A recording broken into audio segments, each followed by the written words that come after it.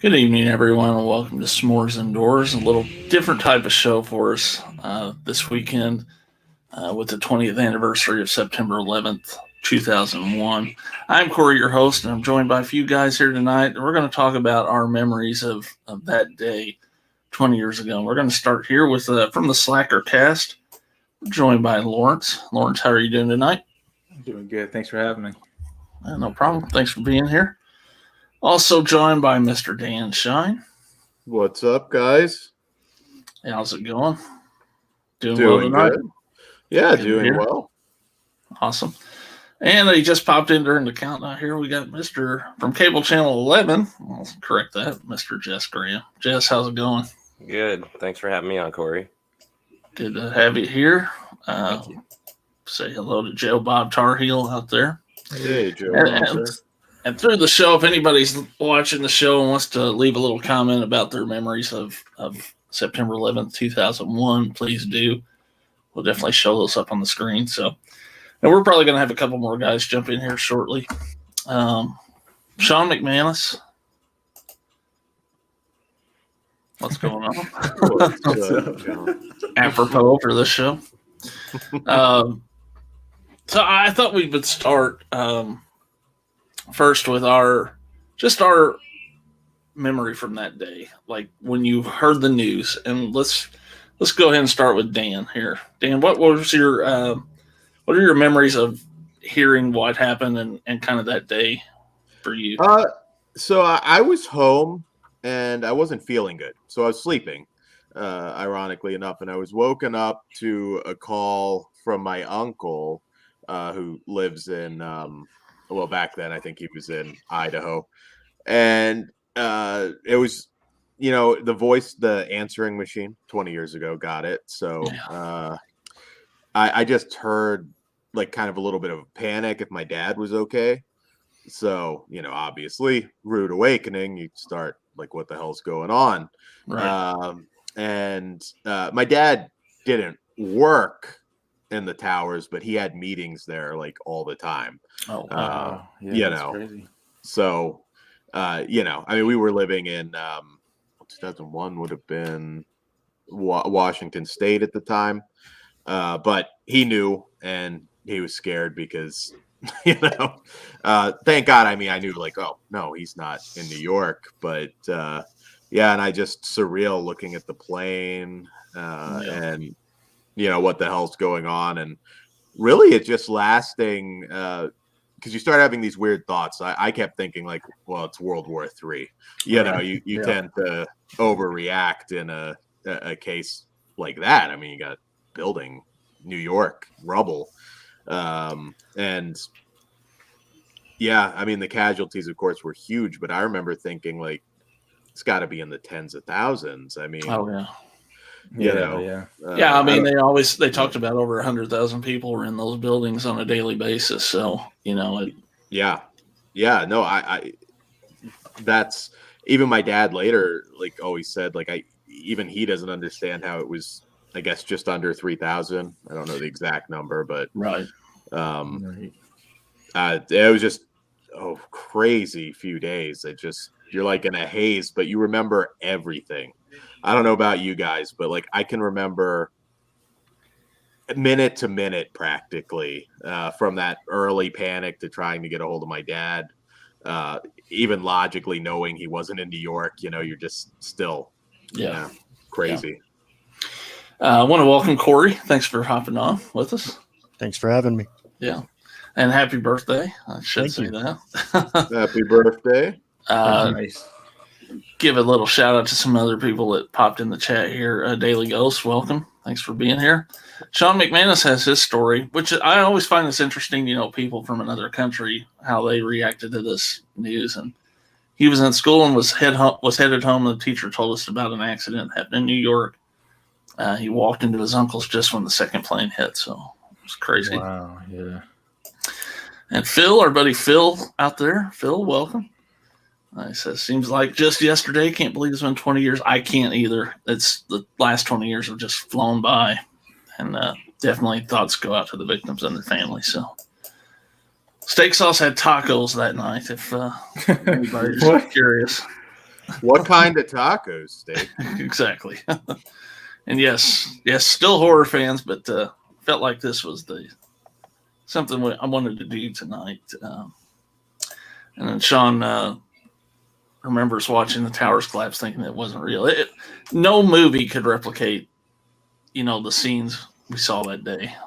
I don't think. So, Right. So Jess, how about your memories of that day? Oh, my memory's pretty clear too. I worked with people with disabilities at the time, and I was still young, so I was up late, but also needed my 13 hours sleep. We'll get to that. But I had to get up really early and get the person off to school. And so I do that, and I usually stopped at Hardee's on the way home, got some breakfast food or whatever, fast food. Got home and was eating, and then I usually took a nap after I ate, but just before taking a nap, that's when I saw on the news that the first tower had been hit. But they didn't really know what was this had just happened. They didn't know what was going on. So just casually in my mind, I thought, oh, that's a horrible tragedy, but thinking it was maybe a helicopter or private airplane that hit it. We didn't have the information yet. Right. And thinking, well, that's terrible, but went to sleep. And I woke up to the second tower. Yeah. And that's where it was like, oh, something is going on here major. And it was surreal. It was almost unbelievable. Yeah. It's interesting you mentioned the first plane being an accident, because you would think at some point, as tall as these buildings are, something like that's going to happen at some point. That wasn't that shocking to me that something like that happened. And we didn't know at the time, like, no one really knew what kind of plane it was that hit it early on. So yeah, that's what I mean. You thought, okay, that's horrible, but you thought, okay, that could have happened with a private plane or a small, right. Like you just said, nobody knew when that first one hit exactly what was happening right away. Right. Daily Ghost here. Most of his office went outside. They thought they might be a target too in downtown Boston. Yeah. With a bigger city like that, I'm sure people were worried all across the country. So yeah, everybody thought it's like, well, are they going to be hitting like all these different locations? Right. And yeah, there was actually plans they were going to hit LA. That was like the next target. They had like buildings mapped out. Like this wasn't going to end with just New York. It was supposed to be more things are supposed to happen. Yeah, major cities, major points like military bases scattered throughout the country, arsenals. I always thought about, I wonder what the people like that were working in, say, the Sears Tower in Chicago, when they saw that news that morning and they were on an upper floor, did they just get the hell out of there? Right. Because I would have. Yeah. But yeah. Corey, how about you? Obviously with the birthday, I'm sure that was kind of put a damper on the birthday that year. That was actually my 21st birthday. Oh, wow. So, I was actually sleeping. My wife at the time had come in and woke me up like after the planes had already hit the building. So I really had no idea what was going on exactly. Where we lived didn't exactly have great antenna reception, I guess. So I ended up having to wait until we went into town, because we actually lived just on the outside of town, and stopped by her grandmother's and watched it on the news. I worked at a gas station at the time, and just driving by the gas station, there was a line for gas about 3 blocks long. So it was pretty crazy.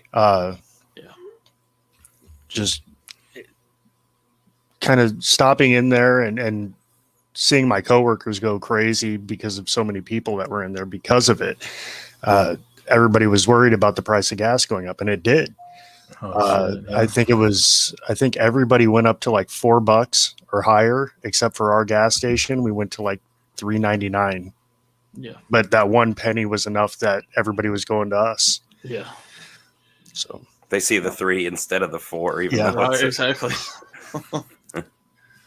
Um, how about you, Lawrence? You're I guess probably the youngest one here, so it was Yeah, going to be interesting definitely. for me to see someone that was like you were school age when this Yeah, happened. I So was in third grade, man, and I remember just the teachers acting all crazy and weird, and they would, we didn't do any work. I remember that day we came in, and no, they just told us something bad happened. Like, the way they described it, it was like out of an action movie. I know it sounds kind of stupid. They were just like some bad guys blew up the towers, and we didn't really have any context as to like the people in the buildings, people on the planes or anything like that. We just heard some bad guys basically did some bad thing, and I remember not even understanding the context of it. I was like 9 years old or 8 years old, and I remember like asking my mom and stuff, like, "Can we go to Toys R Us?" She's like, "No, something bad is happening. No one's going anywhere right now." Like, and just not understanding the scope of it.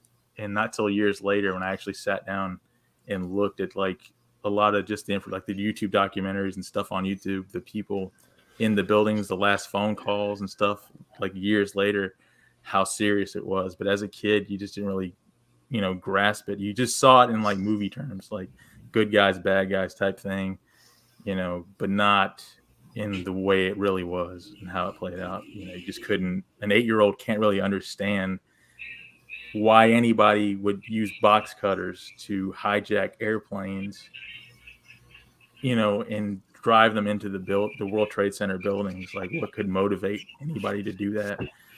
It's just outside the realm of comprehension, man. It's just, especially for an 8-year-old.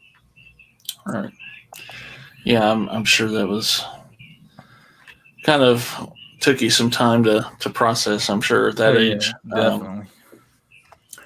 My memory of that day was I was asleep at home. My wife was up, and we had a 1 year old. He was a year and a month old, and my mom called and told us that a plane had hit one of the World Trade Center towers. So we got up and turned on the TV, and it wasn't long after that we turned it on that second plane hit. And I will tell you that there's so many angles of that. There were so many people filming, and there's so many angles of that plane hitting. Even to this day, I'm kind of not believing what I'm seeing when that plane hits that building. Mm-hmm. It's so unreal. But my thought was, I got a 1 year old here. What kind of world am I bringing this 1 year old child into? When that happened, and did want to mention the Pentagon too, and of course the other plane that was headed for Washington. It seems like, but you know what, the gas thing too. I went later that day to get gas because my mom was in the gas station business, and she's like, "You should probably go get gas, fill up your car with gas." And I remember waiting in line, and I was in line, and I got my turn, and on the other side of the pump, we have this plastic company in the town that I lived in at the time, and there's a lot of Middle Eastern people that work at that plastic factory. And there was a Middle Eastern guy on the other side of the pump, and I was just talking to him about it, and I kind of felt bad for him because I figured that there was going to be some backlash about with anybody that looked like him, in the country. There was. So, Yeah.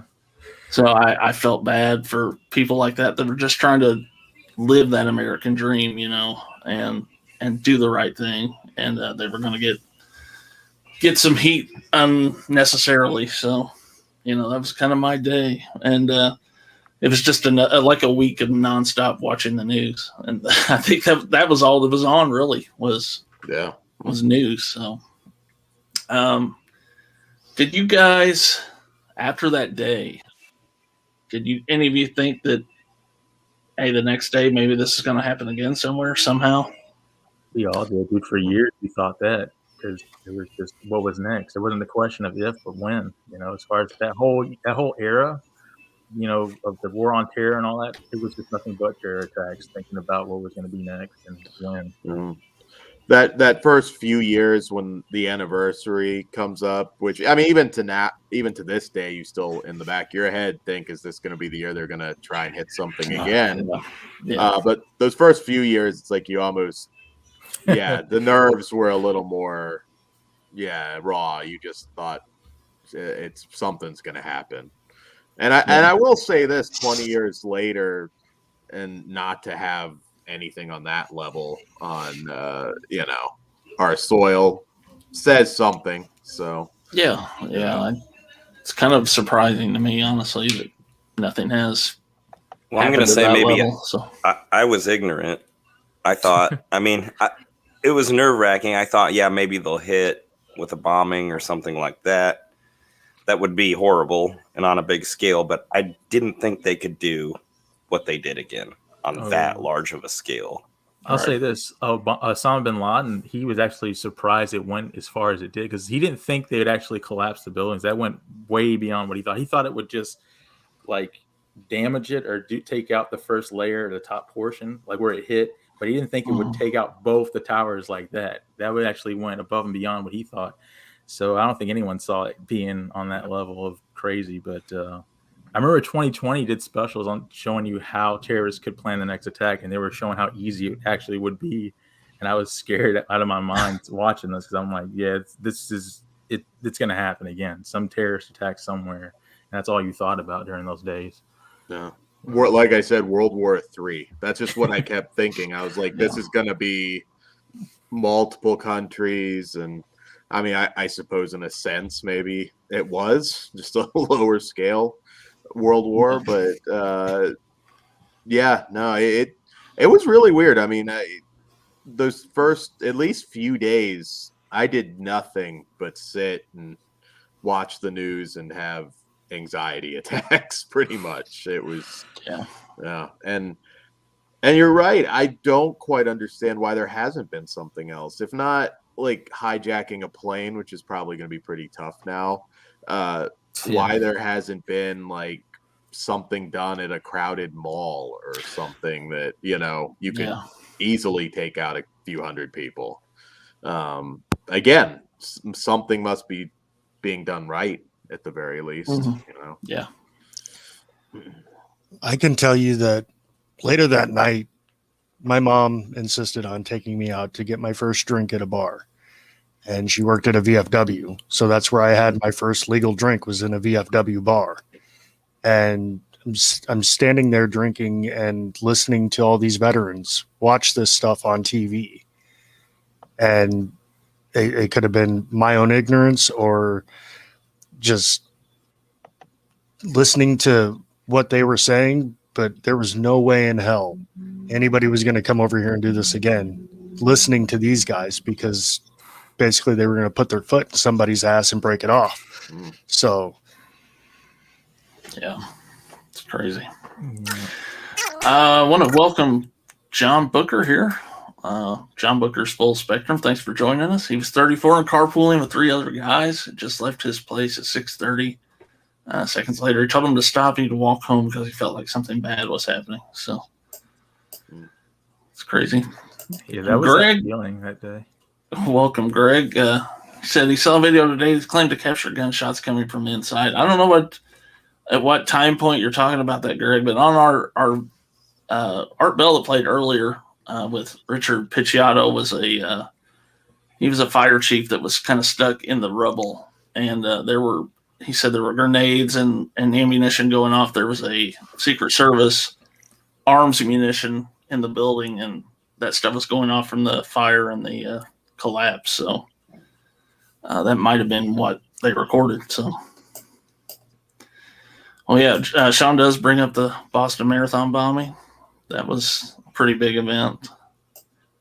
And Ghost is kind of giving a shout out to the intelligence agency. So, definitely. Yeah, I was gonna say, Corey, like their whole leadership, as far as like the Taliban or the Al Qaeda, whoever was responsible, was like they're pretty much been demolished. Like all those guys that were responsible, if they haven't been captured, they've been killed, wiped out. I mean, they did a number on those guys for that. No, most now that you're seeing were either kids or like weren't around for 9/11. So yeah, we did stack bodies for sure after that. Yeah.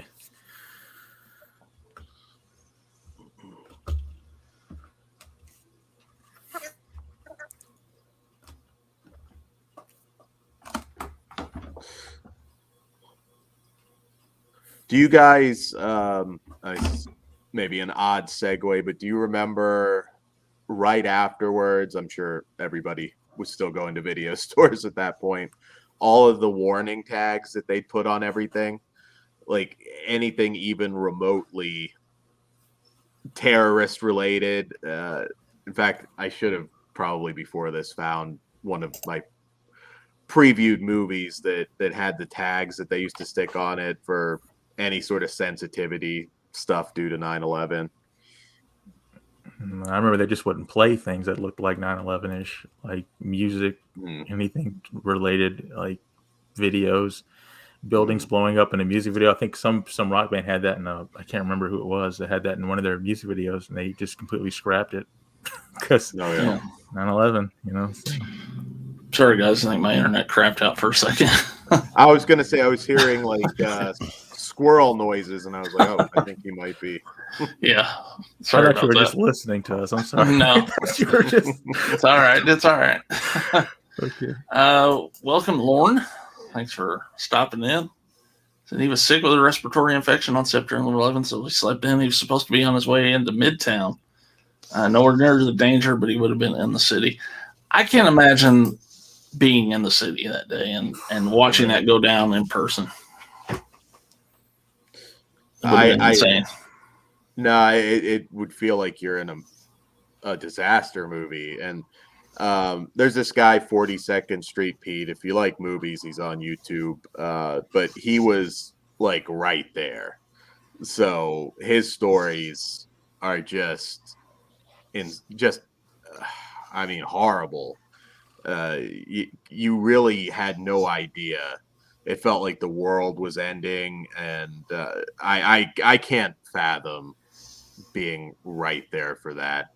Being a survivor that saw the building come right down, and you're like right there. I mean, I can't imagine what it sounded like. Video footage will never do it justice. I mean, I just cannot fathom that much debris just collapsing that. And Dan, like there was one video that actually gives you the audio of the buildings, like the floors pancaking onto one another. Yeah. And to think that's the last things those people heard that were in there, just to hear it is like a nightmare. Like no nightmare could prepare you for that. Like just the noise of concrete just pounding down one after another on top of you. It's craziness. I watched a video with a firefighter recently, and he I think he was in the military as well before he was a firefighter, and he said that that sound was 1,000 times louder than any explosion he'd ever heard. So I'll get back to your question, Sean. Conspiracy theorist Greg here says when he saw it right when Building 1 fell, immediately thought something was fishy, and planes don't do this to skyscrapers. Just couldn't help yourself, Greg. I don't necessarily believe in the conspiracy theory on planes hitting the buildings. I think there's a lot of profit that was made off of that day later on. What say you guys, though? Any conspiracy theories involving 9/11 that you believe? I'm always open to stuff because I mean, who knows? I'm certainly not in the know. I believe a lot of things have kind of been debunked in recent years. Yeah, I don't know. I mean, I guess you just have to hope that the government's not that evil. If they are, I mean, probably already lost, but I don't think so. No. Biggest one to me was always Flight 93. And did we shoot that plane down or did they bring it down? Any thoughts on that, anybody? No, because there's too much cell phone calls from that because people actually were talking to their loved ones before they even did it. And why would they lie about that? You know what I'm saying? Because they actually had it to where they said, we're about to storm the cockpit and do this. As far as being shot down, I think they were going to because it was headed towards a major, it was headed towards the White House, wasn't it? Yeah. And that's protocol. White House or Capitol. Yeah, they were. I don't see why they wouldn't have, but I don't know. Right. But they say there's nothing left, right? They said there was no bodies or debris found, which would suggest like a projectile or a missile or something like that. to me, the thing that always made me think it was like the story that they told was like when they always showed that site, it looked like a big hole, and it looked like a plane just dug itself into the ground there, But I'm not sure. So, Sean, yeah. How about this, you guys? When we did finally get Bin Laden, I think it was 10 years later. Yeah. Do you think they should have showed the picture Of him dead? Yeah. I don't know if they should have shown it. They should. I mean, there were people parading in NYC during that, which I understood. I would totally understand it. But there were people also saying it was kind of tasteless because, well, it's just death, like more death, But he deserved it, man. If he really did plan all that shit and executed that, all the people he got killed. I mean, hey, but who am I to say, It was In a this moment of circumstance- unity. Oh, In sorry. this Right. circumstance, I would say absolutely show it. Mhm. Show him dead. Maybe it'd send a message to the rest of them not to ever try anything like that again. Yeah. No, I agree with that. And Lauren says there were bodies and debris from United 93. I actually saw some footage today on a show or last night that I had never seen before, kind of aerial footage from that area. And there was a lot of little debris scattered around there. So yeah, that was interesting to see some shots I had never seen before. So, one other thing I wanted to touch on, then we can kind of go freestyle here if anybody has any other thoughts. One good thing that came out of it is I feel like in the months following that, this country was more united than I ever remember seeing it. So everybody had an American flag on their porch. And Yeah, I was How going to about- ask Dan that. how Dan, about did you guys have- in your areas? Go ahead, Lawrence. I Sorry. was going to say, Dan, did you have the American flag tie and like hat and shirts and everything? Because I remember everyone was just decked out in American flag Oh, stuff. yeah, back then for sure. I mean, it's actually kind of sad in a way because I don't know that there's anything that would make us unite like that in the same way. I never saw that again to that level right after then. Like there was harmony basically. Yeah, definitely. But it sucked because it was like harmony against Muslims. Like everyone teamed up on them hard. So it's like everyone was united, but it was also, hate on them. No, it definitely caused a lot of prejudice for sure. But certainly unity against the Taliban and terrorists, terrorism in general. But Yeah. that did not last long because remember the whole just everything after that, man, it's just insanity. It's just like it lasted for a brief moment and then just collapsed. Because people loved the cops after that. Cops and firefighters were like, could do no wrong. They were like heroes, man. And look where we are now. 20 years later, like I said, it's wanting to ban police stations and so it's like an alien world almost now compared to then. It's so weird. To answer your question, Lawrence, real quick, Sean says Dan looked like Apollo Creed in Rocky IV. Well, maybe not exactly like Apollo Creed, but yeah, not quite. I don't know if I can pull that off. He's a little Similarities lighter complected. I would need a mustache and It's everything. uncanny. There you go. Carl Weathers, is that you? I didn't. Just for you, Sean, I'm going to make Stan. that my profile picture here on YouTube. There you go. For me, probably the most iconic thing was I'm a Cubs fan, is watching Sammy Sosa run out to right field carrying the American flag. Oh, Sammy Sosa. Oh yeah, yeah.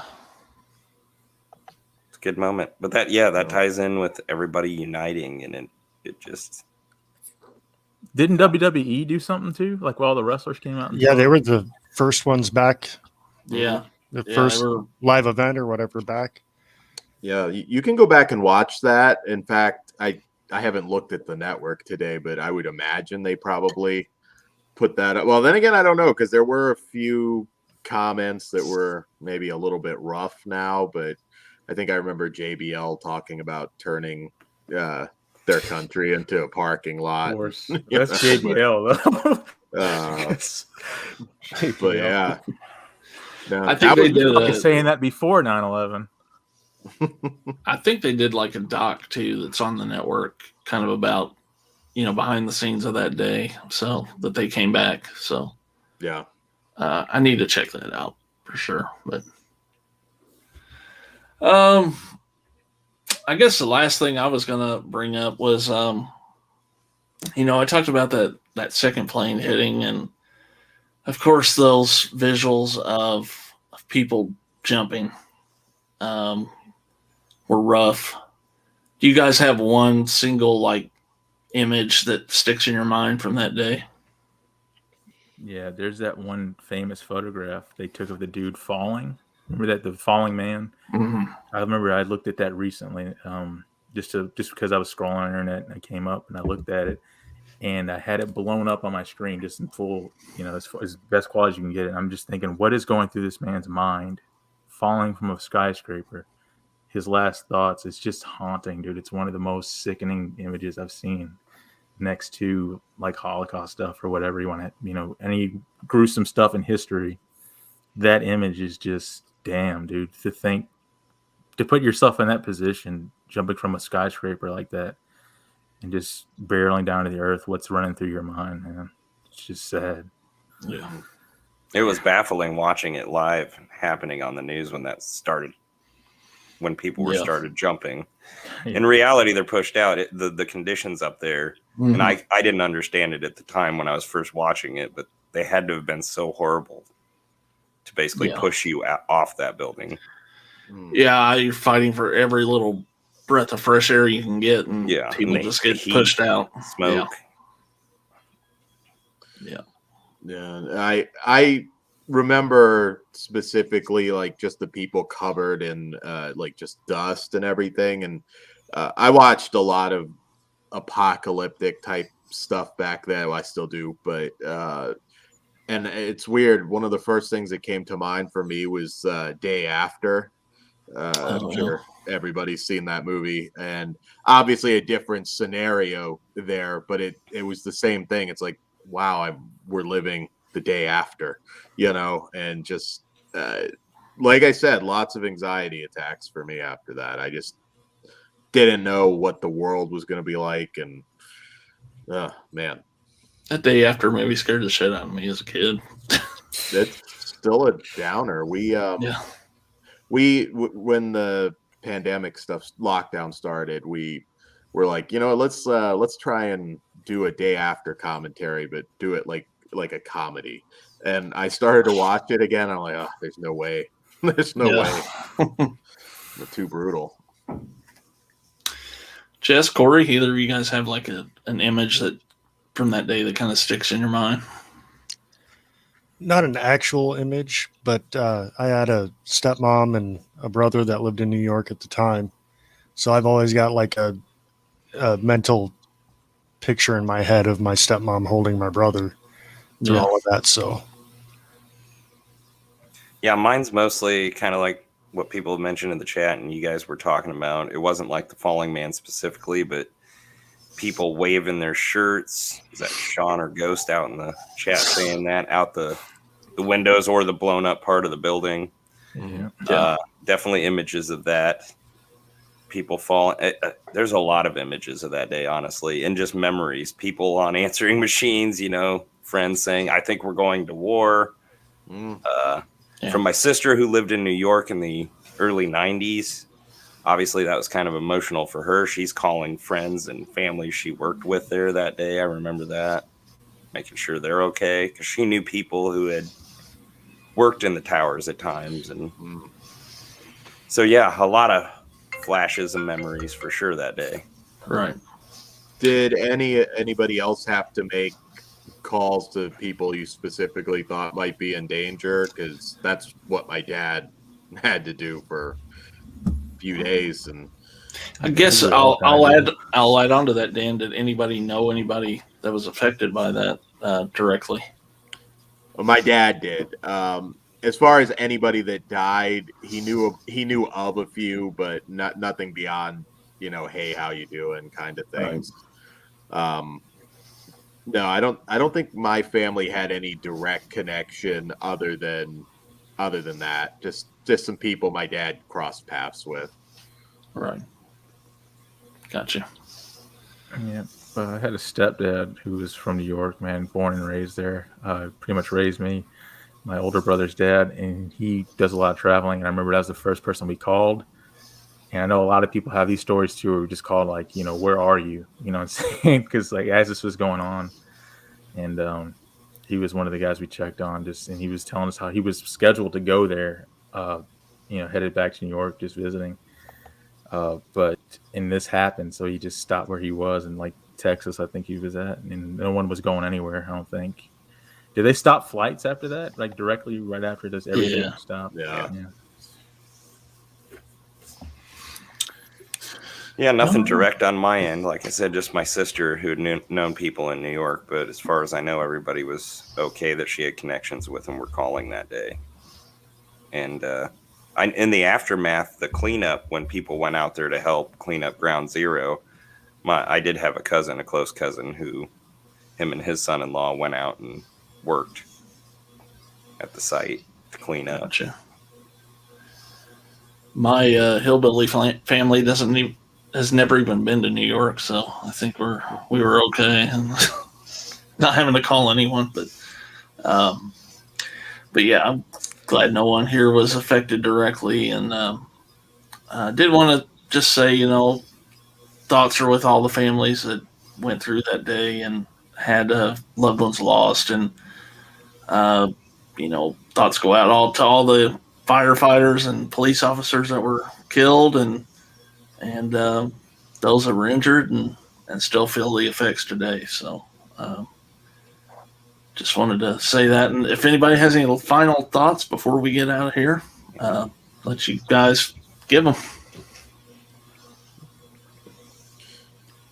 Well, I would say 20 years later, not that there's a lot that you can do, but thank a firefighter, thank a cop for doing what they do. It's unfortunately very different now, and they're not always appreciated. So that's something you could do, I guess, for 9/11, if you know a good cop or firefighter or first responder out there, and let them know, because hey, you appreciate it when shit goes down and you need them, for sure. Right. Yeah. And I guess don't let a few bad ones spoil your thoughts of all the good ones that are doing good things out there. So, because they definitely are out there.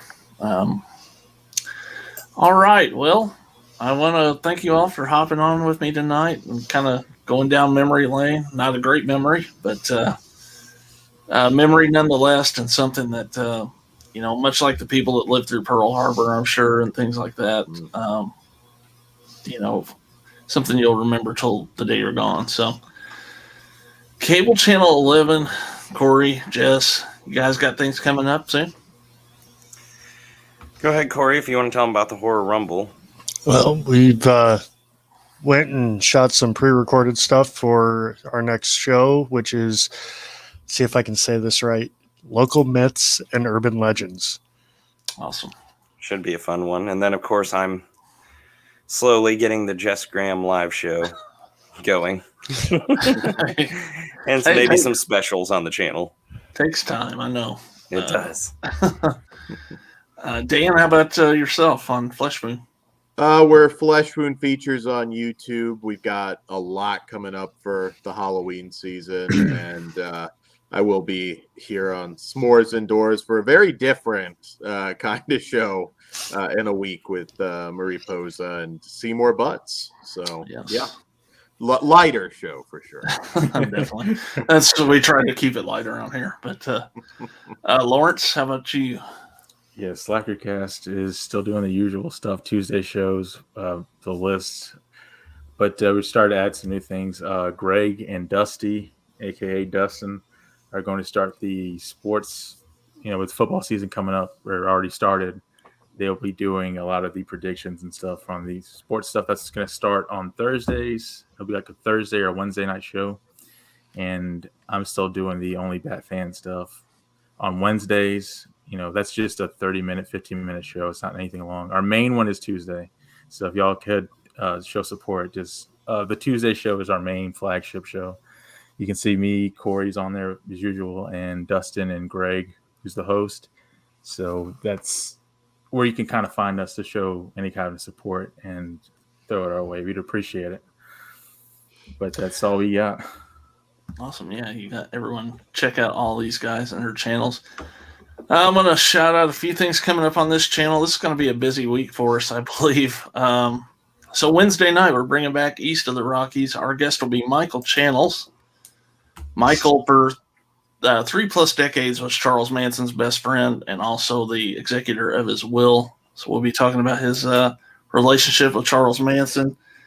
Friday night, as Dan said, we will have second episode of the Family Business Watch Along with our special guest, Mary Posa. So check that out. And the good people at Pocky have connected with me, and coming soon to 8 brave souls that aren't weak enough not to take the challenge, we're going to be doing the 1 chip challenge. So let's get some people with some balls here to hop on this thing. Did I say yes to that already?